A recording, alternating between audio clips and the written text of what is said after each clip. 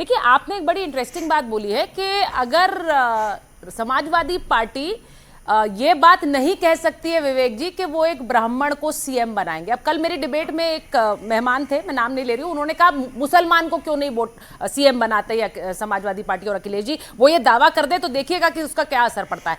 आपसे पूछ रही हूँ, क्यों अमिताभ जी ये कह रहे हैं कि आप ये दावेदारी दे ही नहीं सकते हैं कि आप बोले कि ब्राह्मण को हम एक सीएम बनाएंगे, क्योंकि अखिलेश जी उसके दावेदार। देखिए सुचारिता जी, मैं तो ये कहूंगा कि भारतीय जनता पार्टी की पिछले 10 साल से सरकार चल रही है उत्तर प्रदेश में।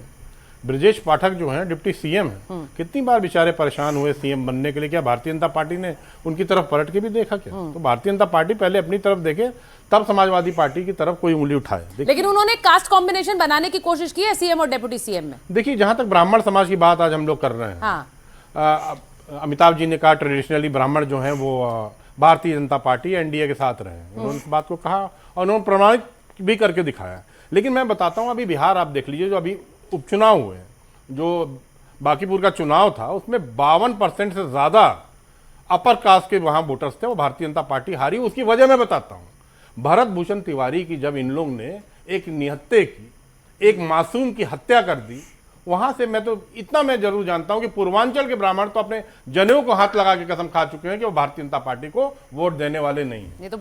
और आपने एक बात और कहा कि जाति में बांट के नहीं देखना चाहिए, आपने ओपनिंग अपने कमेंट में कहा, बिल्कुल नहीं देखना चाहिए। लेकिन हम तो इल्जाम तो योगी जी पे लगाएंगे जरूर और बोलेंगे।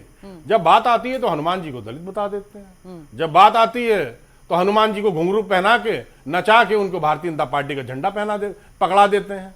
जब बात आती है तो प्रधानमंत्री मोदी जी हनुमान जी को पतंग लगा के हवा में उड़ा देते हैं। ना कर रहा हो जी, उंगली वो उठाए जो ये ना देखे, वो उसे ये भी देखना चाहिए कि 4 उंगलियां अपनी तरफ उठ रही हैं। ये सही है कि नहीं? आप योगी जी पर आरोप लगाएंगे तो वहां से 4 आरोप आप लोगों पर भी लगेंगे।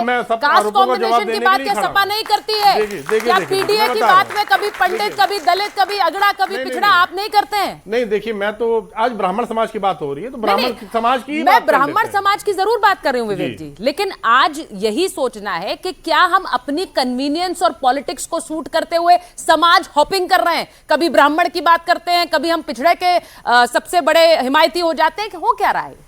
देखिए, ये काम देखिए भारतीय जनता पार्टी का है। अच्छा। ये 80-20 शमशान कब्रिस्तान, ईद, दिवाली, कपड़ों से पहचानने वाली राजनीति, मुजरा वाली राजनीति, मंगलसूत्र वाली राजनीति, चिकन मटन की राजनीति, सावन की राजनीति भारतीय जनता पार्टी करती है। हम हर वर्ग को साथ लेके चलने वाले लोग हैं, हम इस तरह की राजनीति करते हैं। और मैं तो ये पूछता हूं कि भगवान परशुराम की जयंती पे हमने अवकाश घोषित किया था जब समाजवादी पार्टी की सरकार थी, भारतीय जनता पार्टी ने उसे क्यों हटा दिया? जरा बताइए, क्यों हटा दिया भाई?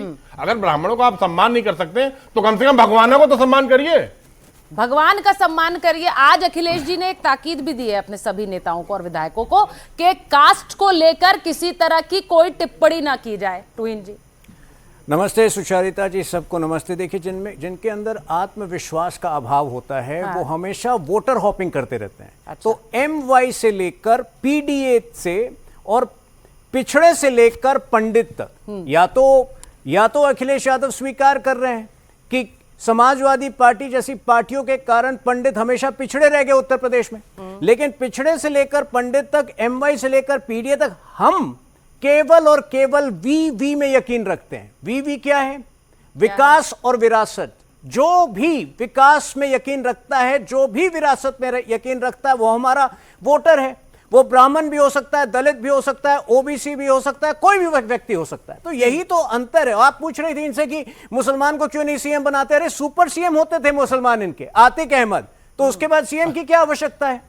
तो देखिए, विकास और विरासत जो है वो हमारा लाइन है। ये कोशिश करते रहें, इनको वो वोट नहीं मिलेगा जिस पर ये नजरें भिड़ाएं। और ब्राह्मण की बात मैं कह दूं, देखिए हमारे 18 राज्यों में सीएम है, 3 मुख्यमंत्री जो हैं, उन्होंने पवन पांडे का कैंडिडेचर इसीलिए अनाउंस कर दिया है। तुहिन जी, सबसे पहले पवन पांडे बोल दिया अयोध्या से चुनाव लड़ेंगे। अखिलेश जी ने अभी मैं बड़ी बात पहले अपनी सभा में कहा। मैं बड़ी बात कंप्लीट कर दूं। देखिए, 18 राज्यों में हमारी सरकार है, 3 मुख्यमंत्री ब्राह्मण है, लेकिन वो इसलिए मुख्यमंत्री नहीं बने क्योंकि वो ब्राह्मण है, वो क्षमता पर में 3 जो है ट्राइबल्स भी हैं, OBC भी है, उसमें हर वर्ग के लोग हैं। हम इनकी तरह वोटर हॉपिंग नहीं करते। तुहिन जी, दिल पर हाथ रखकर बताइए, क्या वाकई आप कास्ट देखकर कॉम्बिनेशन डिसाइड नहीं करते हैं? यूपी में 1 CM 2 डेप्यूटी CM क्यों आपने कॉस्ट कॉम्बिनेशन बिठाकर नहीं तय करी है? कैसी बातें कर रहे हैं आप सर? देखिए, ये बात भरोसा करेगा? क्षमता के अभाव में तो नहीं हो सकता। नहीं, ठीक है, तो क्षमता तो फिर आप कहेंगे आपकी पार्टी का हर नेता क्षमता रखता है, बिल्कुल किसी को कहेंगे कि क्षमता नहीं रखता। इसीलिए कौन हम पार्टी सरकार कहती में है उनके 12 नेता साल में से, क्षमता नहीं? इसीलिए हम 12 साल से सरकार में हैं।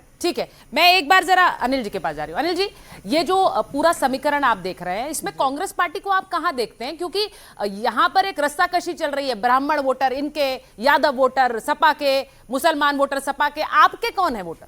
देखिए, हमारा वोटर हर वो व्यक्ति है जो देश के संविधान में विश्वास रखता है, चाहे वो ब्राह्मण हो, चाहे वो दलित हो, चाहे वो पिछड़ा हो, चाहे वो मुस्लिम हो।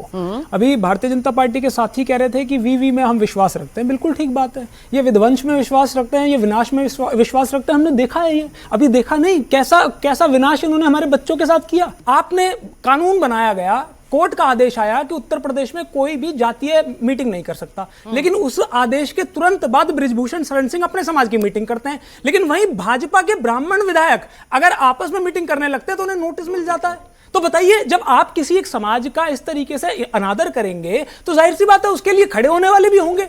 और मुझे लगता है कि विपक्ष कुछ भी करे, भारतीय जनता पार्टी क्योंकि 2 बार से सरकार में, इनकी जिम्मेदारी ये बनती है कि ये जाति पाति की बात ना करे, ये अपना विकास कार्य गिनवाए। अगर मैं ये कह सकती हूँ अनिल जी कि आपको जितनी तालियां यहाँ मिल रही हैं उतने ही वोट अगर यूपी में आपको मिलेंगे तो अच्छा होगा और ये बात आप रख पाएंगे, लेकिन वो वोट नहीं मिल रहे हैं। तालियां जरूर मिल रही है, ये आपके भाषण पर है, वो मैं कह दूं। जनता की बात सुनिए, वो सबसे इंपॉर्टेंट है। हाँ, बोलिए सर। जैसे अभी सपा ने पीडीए का वो लॉन्च किया है, तो ये जो सर ने पहले बोला था कि मुख्यमंत्री क्यों नहीं बन सकता है, तो सर मेरा इससे सर से क्वेश्चन है कि अखिलेश जी क्यों मुख्यमंत्री बनेंगे, कोई पंडित क्यों नहीं बन सकता?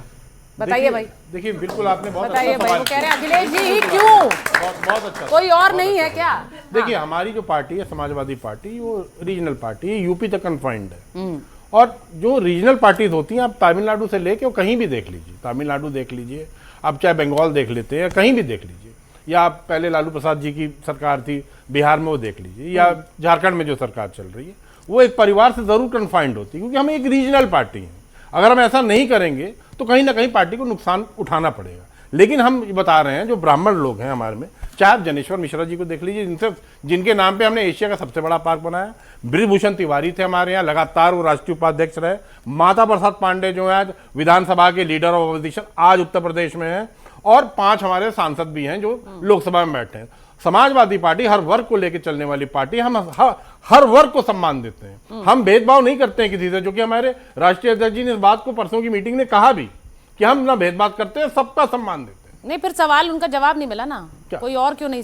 मैं बता दो दिया ना, रीजनल पार्टी में ये प्रॉब्लम आती है, सिर्फ अच्छा। समाजवादी पार्टी के साथ नहीं, मैं बहुत स्पष्ट बोल रहा हूँ, लाख रुपए मैं करता नहीं, कोई भी रीजनल पार्टी होगी उसमें ये प्रॉब्लम जरूर आएगी। अच्छा, अब एक बड़ा इंटरेस्टिंग बात है अमिताभ जी, मैं आपसे पूछूंगी, क्योंकि मायावती जैसी नेता वो भी ब्राह्मण सम्मेलन करना चाहती है, वो भी ब्राह्मणों को आउटरीच कर रही है। मैं इसलिए कह रही हूं क्योंकि वो अपनी दलित राजनीति के लिए जानी गई, और जब वो 2007 में मुख्यमंत्री बनी थी तब भी उन्हें अच्छा खासा ब्राह्मण वोट मिला था, तभी वो मुख्यमंत्री बन पाई थी, 40% के करीब। तो मुझे ये बताइए, ये इसीलिए हम आज ये बात कर रहे हैं कि जिसके साथ होगा वही बन पाएगा। अखिलेश जी जानते हैं कि 22 में उन्हें सिर्फ 6% ब्राह्मण वोट मिला है। एसेंशियली ऐसा माना जाता है कि ब्राह्मण समाज इन्फ्लुएंशियल कास्ट है, क्योंकि आज भी गांव में जो पंडित है, यानी जो पुजारी है, पंडित है, उसकी एक श्रद्धा है, रिस्पेक्ट है, और कहीं ना कहीं ऐसा माना जाता है कि वो इन्फ्लुएंस कर सकता है, माना जाता है। हालांकि इस इन्फ्लुएंस में काफ़ी डिक्लाइन हुआ है, पहले वाली बात जो है वो इम्पोर्टेंट रही नहीं है ना। और अगर किंग मेकर कोई जाति अगर है, क्योंकि यह जातियों का समूह है, तो आज भी यूपी में वो अति पिछड़ा वर्ग है, क्योंकि आबादी ही लगभग 30% की है ना। तो ब्राह्मण अब किसी भी समाज को ये तो अच्छा लगता है सुनने में कि उनका बहुत इन्फ्लुएंस है, करेक्ट, कोई नहीं कहना चाहता कि भाई ये समाज इन्फ्लुएंशियल नहीं है, ठीक है। एक बात इसमें और है, जो आप अगर बता रहे हैं कि 52 में से 46 एनडीए